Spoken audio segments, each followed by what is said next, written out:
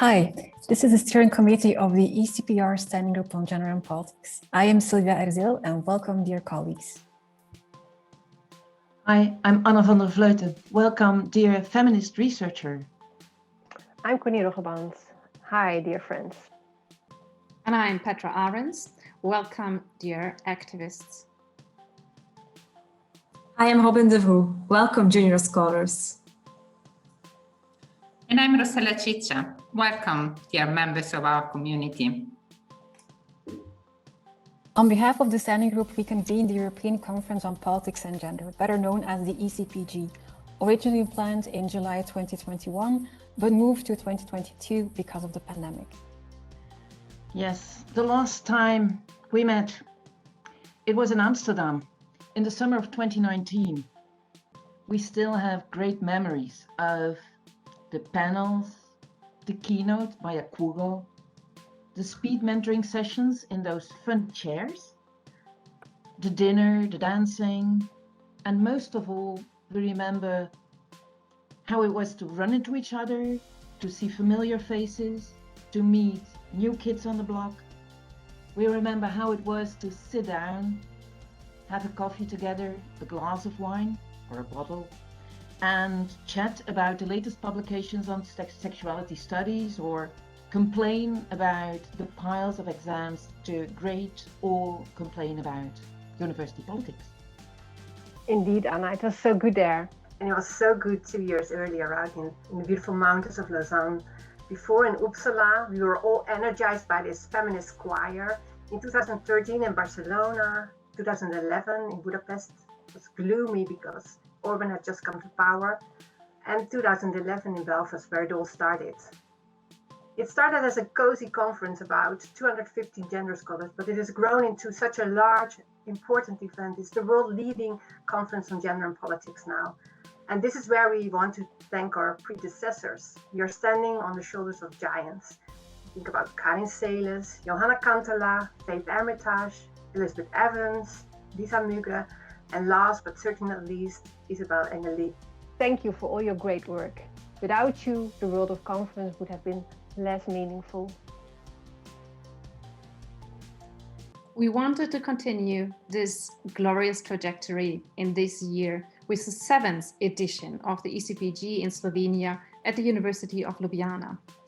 Together with our bubbling, enthusiastic and totally committed local organizers, Alexandra Kanjuhu-Brichla, Roman Kuhar and Jasna Mikic, we were sharing ideas and developing the conference. When we started planning, we thought today, July 7, 2021, Ljubljana would be buzzing with hundreds of gender intersectionality, sexuality studies scholars. We thought we would be completely exhausted and hyper excited by now. We thought we would be enjoying relaxing yoga sessions and energizing dance evenings as fun side events to a rich and colorful conference program. We thought we would all be severely bitten by the famous ECPG virus. Unfortunately, a different virus has been traveling since December 2019, and it has severely constrained our lives, our personal lives, but also our academic life. We've all been bitten by that virus in different ways. Some months ago, we decided to postpone the ECPG to next year. We saw no chance to organize ECPG 2021 in the form we imagined. A wonderful, inspiring and relaxed space to meet, exchange and have fun together. Instead, we expected that, even with vaccination increasingly available, a physical conference would still come with too many restrictions for most of us, and thus fail to fulfill our hopes and expectations. Of course, some of us who have been to all the previous 6 editions feel completely lost. What do we do in an odd year where there is no ECPG? We are aware that this is more than a pity for early career researchers. All of us are missing an important experience of sharing our research at a conference with so many other scholars in gender and sexuality study, receiving expert feedback, networking with other juniors, meeting journal editors and publishers, browsing the book stands, all of that. This is why we decided to organize this TCR event today, especially for you. So let me tell you something about the program of the day. To start, the Ljubljana team has prepared a preview of what awaits you in 365 days. We will announce the winner of the biannual Johnny Lewandowski PhD Prize in Gender and Politics. We have organized speed mentoring sessions where senior scholars offer wise and wild advice on anything relevant to junior academic in gender and sexuality studies. And finally, the one and only European of Gender and Politics has prepared a roundtable about publishing your research. So dear all, thank you for being here and enjoy the event today. More than ever, we look forward to the next real ECPG in July 2022 in Ljubljana. See you then. Bye. Bye.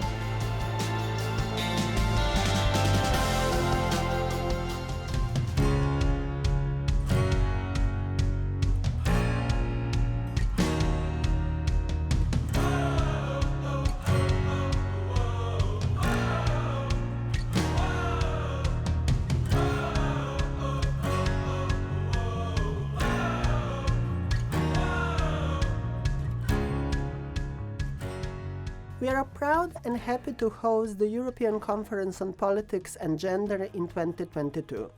We will take this opportunity to present you some debates and current trends on gender equality in this part of Europe. The conference will be opened by a keynote conversation on gender and politics with 3 exceptional women coming from different spheres and different countries. Croatian writer Slavenka Drakulic, Zorana Bakovic, journalist from Slovenian newspaper Delo, living in Zagreb, Croatia and Belgrade, Serbia, and Slovenian trade unionist and activist Teja Jarc. One of the round tables at the conference will be dedicated to the debate on gender and post-socialism 3 decades after the fall of the Berlin Wall. The international panel will try to reflect and evaluate how the economic and political turbulence of the transition affected gender relations and equality. A roundtable will present the importance of social movements in the 1980s in Slovenia and meet some activists who stimulated important social changes during that period.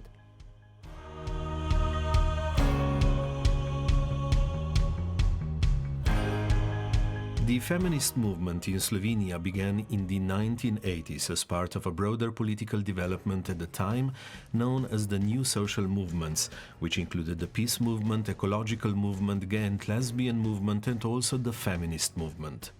The New Social Movements were an opposition to the official government of the time, which somehow tolerated them and sometimes even positively responded to their ideas and proposals. However, the new social movements demanded full democracy and played an important role in changing the political system in 1991. But with the process of retraditionalization and the nationalist forces that became strong in the former Yugoslavia in the early 1990s, the radical progressive potential of the new social movements was soon lost and disappeared.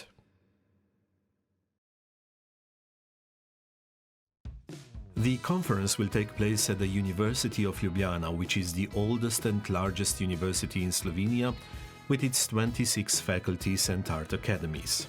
In fact, just 2 years ago we celebrated our centenary, 100 years since the founding of the university. Before that, Slovenian scholars had to study abroad, mostly in Vienna, in Austria. Interestingly, the first student to obtain a PhD degree from the University of Ljubljana was a woman, a chemist, Anna Mayer-Kanski. This is an interesting and perhaps surprising historical fact that needs to be balanced with another one. In its 100 years, the University of Ljubljana had only 1 female rector and 44 male rectors. In the 1990s, however, the University of Ljubljana was the first in the region to include women's and feminist studies, which are now part of the official curricula, especially at the Faculty of Social Sciences and the Faculty of Arts.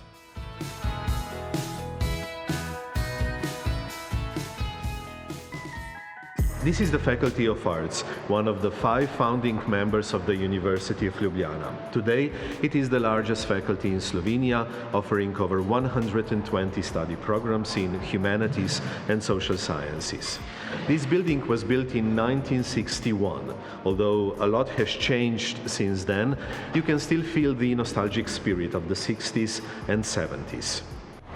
Exactly 50 years ago, on these very stairs, the students of the Faculty of Arts organized the now famous student protest, both as a continuation of the spirit of 1968, but also as a specific critique of the failures of the previous political system. So there is a lot of history in this building, and as the current Dean of the Faculty of Arts, I welcome you here for some evening events and the PhD school. Faculty of Social Sciences is celebrating 60th anniversary this year.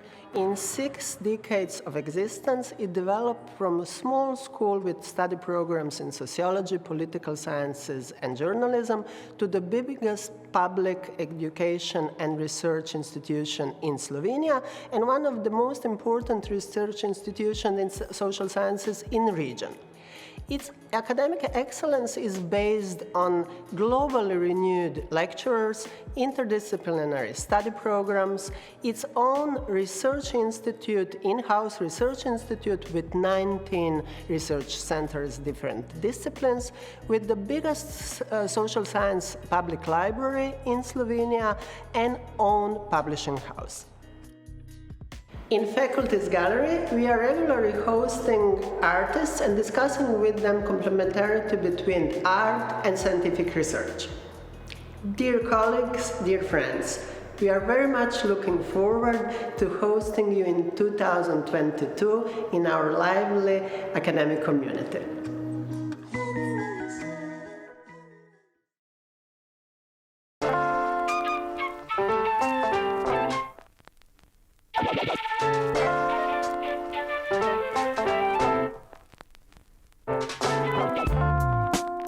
The mission of the tour is actually to show the hidden history of Ljubljana women, because Ljubljana is kind of a city of absent women. I have a 9-to-5 job, but this is the thing that I do with passion and with heart. I remember that I told it to my mother, and she used to be a teacher of history for more than 35 years. And when I told her about it, she was so excited. She immediately started thinking, oh, you could include this one and you could include that one. Because we have, for example, poets like Lili Novi that we also talk about on the tour, that it's rarely mentioned in elementary schools. But she is known as one of the best poets we had in Slovenian history. In Slovenia, it very often happens that feminism has a bad connotation. So my experience that whenever they come to the tour, sometimes it happens that they're very scared to come to the tour that is called feminist tour. There's a lot of gasps. Oh, I can't believe it. Is this true? Are you telling the truth? And I'm like, yes, I am. What one can see when coming to the tour is different statues, monuments, and buildings. However, it's very interesting when I say statues and monuments, because in reality there is a huge lack of monuments and statues that would be dedicated to women from Ljubljana's history. I'm not going to tell about the number because it's a secret, so one should come see the tour. However, it's really, the number is ridiculously small.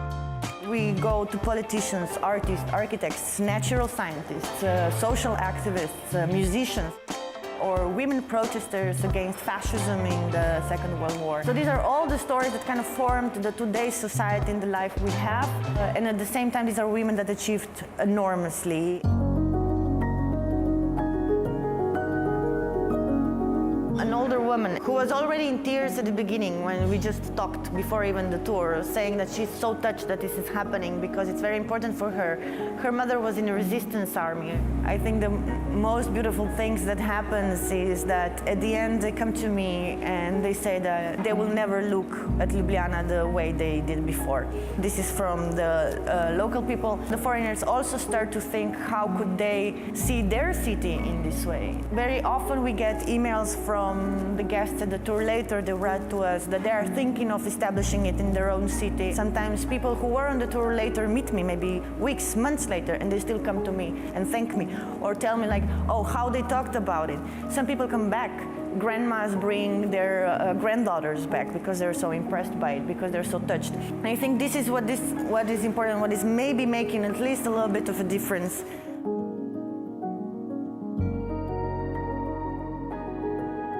I'm trying just to do a little bit in the world I'm living in.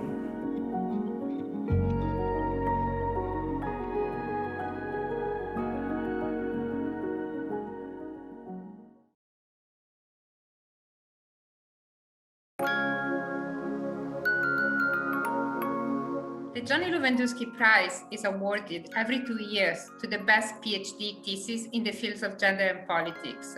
It recognizes the best doctoral dissertation using gender and sexuality studies perspective in political science, international relations, political philosophy, public policy, and public administration. The prize is awarded by the ECPR and the ECPR standing groups in gender in politics. This year, the Johnny Lewandowski Prize goes to Ashley Christopherson for her thesis on the politics of intersectional practice, representation, coalition, and solidarity. She defended it at the University of Edinburgh under the supervision of Professor Richard Freeman, Professor Nasa Mir, and Professor Agugu Emejulu. The jury of this 2021 edition comprises 4 members: Gulay Chala, Rosalind Kavagan, Anna Kubatova, Lucas Platero, and myself as chair. We received a number of excellent nominations for the prize, but judged the Ashley Christopherson dissertation was outstanding on a number of criteria that were used to select the winner. The criteria used by the jury included the importance of the topic addressed by the dissertation, its contribution to theory, and impact on and beyond the field of gender and politics research, innovation in the methodological approach and research design, and the quality of the writing. There were also other non-standard dimensions which were considered important, such as the reflexivity of the researchers on their own positionality, the fact that the research took risk, its contribution to the application and development of intersectionality, the consideration given to marginalized groups, and its usefulness to activism and policy making.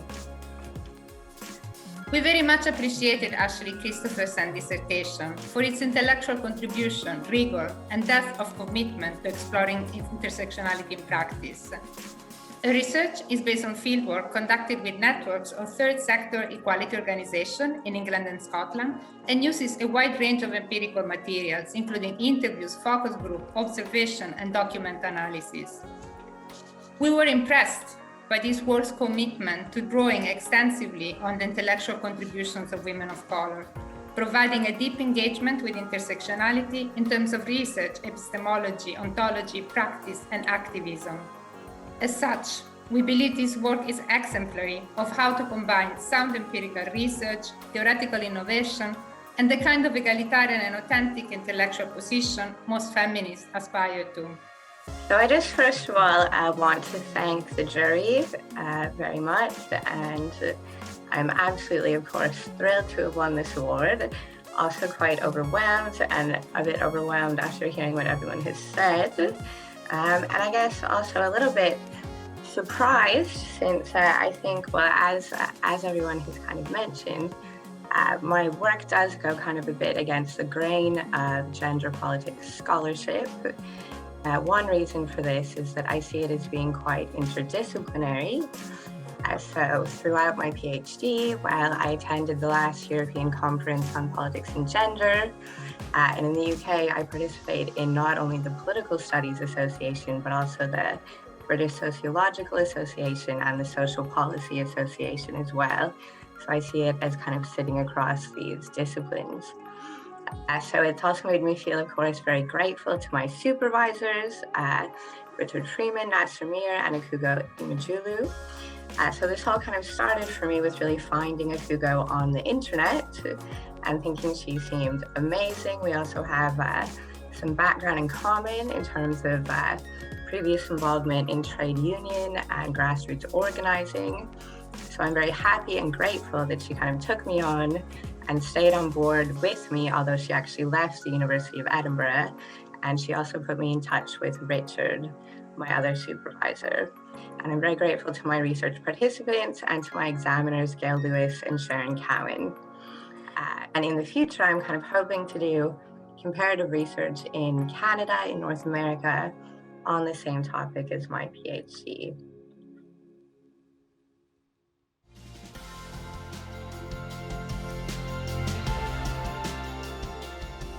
Welcome to University of Ljubljana. Welcome to City of Ljubljana. And welcome to Slovenia.